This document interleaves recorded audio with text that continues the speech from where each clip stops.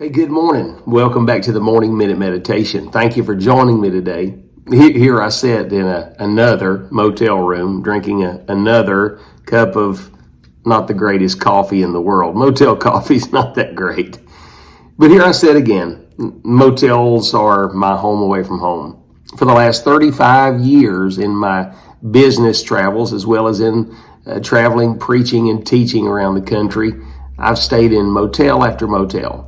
I have spent not just days or weeks or months in motel rooms. Literally, I have spent years on the road. My wife and I have been married for 37 years, and probably 35 of those I have regularly traveled and stayed in motels and hotels around the country. Some very nice ones, some very poor ones, some very historic ones, but motels and hotels nonetheless.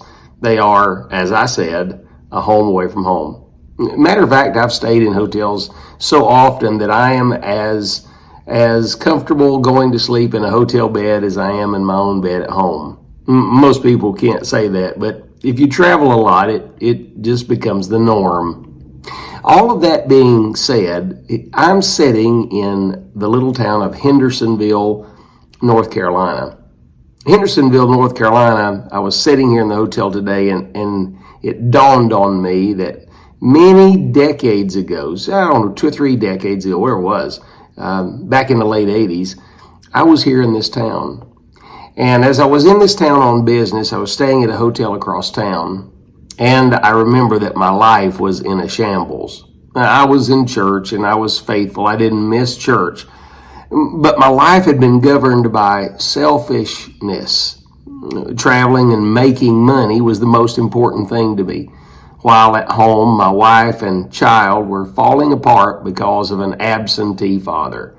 My marriage was pretty much gone, and had we have continued to go on without getting right with God, there's no doubt in my mind we wouldn't still be together today. But isn't it an irony how that grace brings you full circle?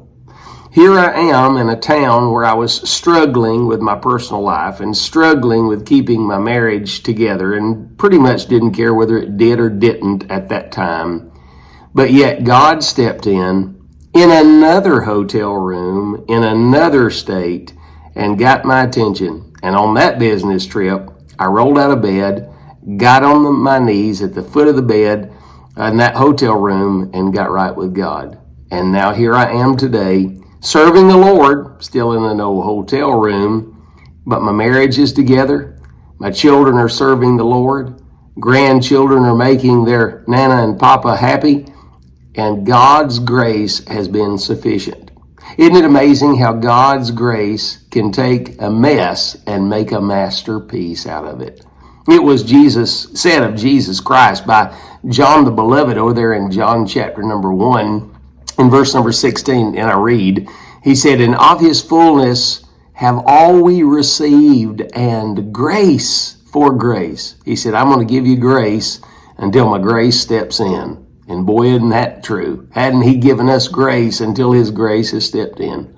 And then in verse 17, he goes on to say this, "For the law was given by Moses, but grace and truth came by Jesus Christ." Aren't you happy that grace and truth have met your life? The Siamese twin of mercy has tagged along.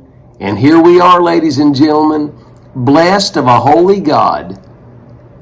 He's kept us from ourselves. Isn't it amazing that God not only saved us from hell, but for many of us, he has saved us from ourselves. Thank God for the grace of God. I love you in the Lord, my friend, and you have a great day.